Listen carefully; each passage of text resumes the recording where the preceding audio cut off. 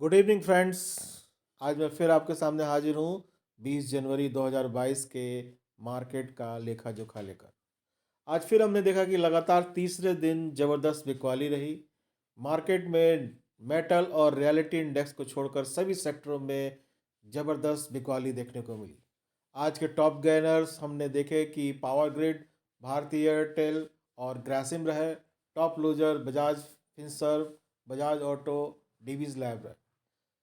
बाजार आज सुबह से जो गिरावट में खुला, लगातार बाजार गिरावट में ही रहा और ये गिरावट लगभग 1:30-2 बजे के बाद और बढ़ती चली गई। लेकिन आखिरी आधे घंटे में हमने देखा कि निफ्टी में लगभग 100 अंकों से ज़्यादा की रिकवरी भी दिखाई दी। ये रिकवरी हमें तब दिखाई दी जब हमने देखा कि यूएस फ्यूचर्स पॉजिटिव में ट्रेड कर रहे हैं और यूरोपीय इंडेक्स भी मिक्स ट्रेंड में ट्रेड कर रहे थे। यानी कि कुछ यूरोपियन बाज़ारों में तेज़ी थी और कुछ में हल्की मंदी थी। आज जो बाज़ार में जो निफ्टी 200 में जो गेनर या विनर्स थे, वो थे टाटा एलेक्सी 6.5%, चोला इन्वेस्टमेंट फाइनेंस 6%, पावर ग्रिड लगभग 5%, हिंद कॉपर लगभग 3.5%, दीपक नाइट्रेट 3.25%, अपोलो हॉस्पिटल लगभग 3%। फिर आपको JSPL थे 2.25%, आदित्य एस्ट्रल पॉली थे आपको 2.25%, सियाराम ट्रांसपोर्ट 2.25%, ICICI सिक्योरिटीज 2.25%। आज जो लूजर्स थे निफ्टी 200 में, वो थे टाटा कम्युनिकेशन लगभग 5%, बजाज फिनसर्व 4.5%, बजाज ऑटो लगभग 4%, गोदरेज कंज्यूमर लगभग 4%, MRF 3.5% से ज़्यादा, डीवीज लैब 3.5%, अपोलो टायर लगभग 3%, जेंट इंटरप्राइजेज यानी GTV लगभग 3%, ICICI Lombard 2.5%, IDFC first bank 2.5% और लॉरस लैब 2.5%। बाजार में लगातार 3 दिन की बिकवाली और लास्ट में हमने जो देखा कि बाजार में आखिरी आधा एक घंटे में जो हमको रिकवरी दिखाई दी।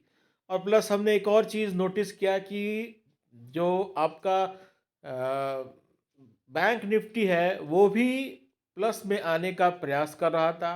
कुछ PSU बैंक सपोर्ट कर रहे थे, कुछ बैंक नहीं सपोर्ट कर रहे थे। लेकिन क्योंकि आज जो वीकली एक्सपायरी थी वो उसका भी एक प्रेशर था। अब बाजार कल जो बाजार खुलेगा वो आपको यानी कि मंथ के आखिरी सप्ताह में हम पहुंचेंगे, वहां हम लोग मंथली एक्सपायरी भी देखेंगे। अब बाजार क्या रुख लेता है, मैं फिर ये कहूँगा कि बाजार में अभी भी कोई दिशा हमको स्पष्ट नहीं दिखाई दे रही है। इसलिए बाजार में जब तक हमको रिवर्सल नहीं दिखाई देता है तब तक हमको नए पोजीशन से बचना चाहिए। लेकिन एक चीज़ जो बाजार के आखिरी आधा घंटा में हमको देखने को मिला कि बाजार में नीचे से हमको एक रिकवरी दिखाई दी है। अगर कल बाजार एक गैप अप ओपनिंग लेता है और आधे एक घंटे बाजार में मजबूती रहती है, तो हम ये सोच सकते हैं कि बाजार में एक रिवर्सल हमको देखने को मिले।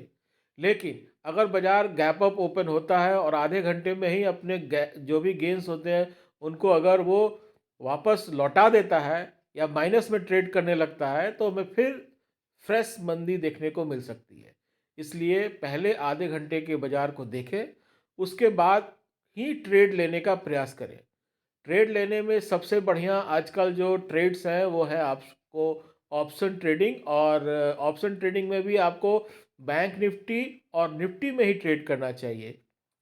और जब भी आप अपना कॉल लें, वो कॉल कोशिश करें कि एट द मनी कॉल हो।